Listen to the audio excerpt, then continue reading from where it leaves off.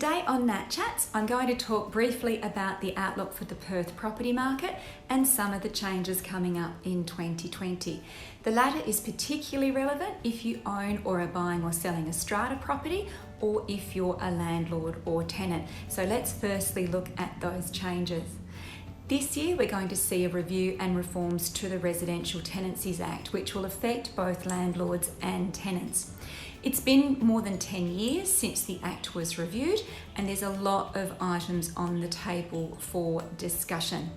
So that review is going to include consultation with the community and stakeholders on those issues and options.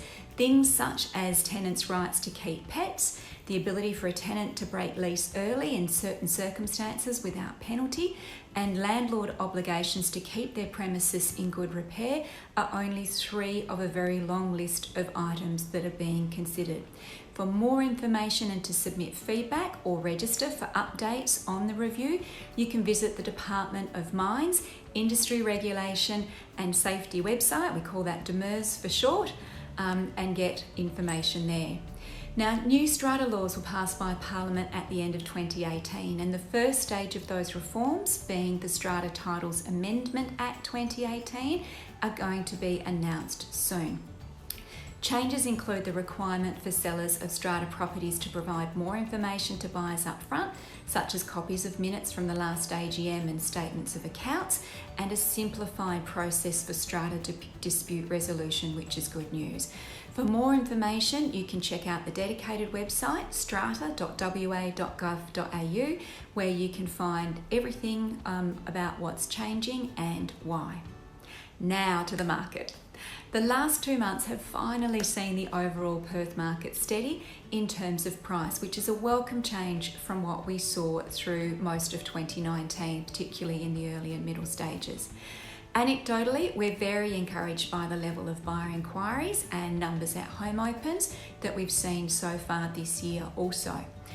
The majority of buyer activity still seems to be in the trade-up market, and you need to remember that some markets are likely to recover more quickly than others, and indeed some markets are already showing signs of recovery ahead of others.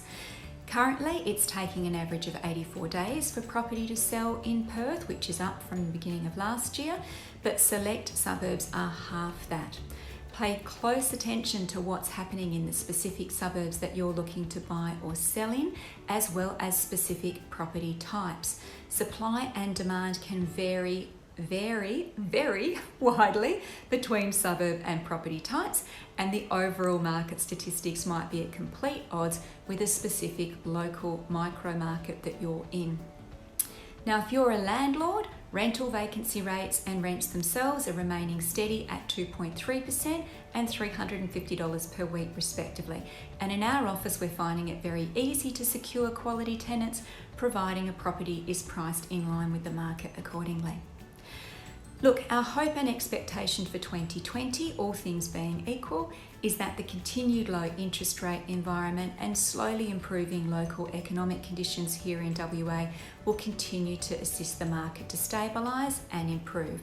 But again, this won't be consistent across all market sectors, and any growth is likely to be modest. If you've been holding out for a big bump in prices, it's unlikely that 2020 is going to provide one. As always, if you're thinking about buying or selling in the suburbs surrounding or nearby Beaufort Street, I would love to help. Call me on 0405 812 273 or email me at natalie@belcourtproperty.com.au. Have a great day.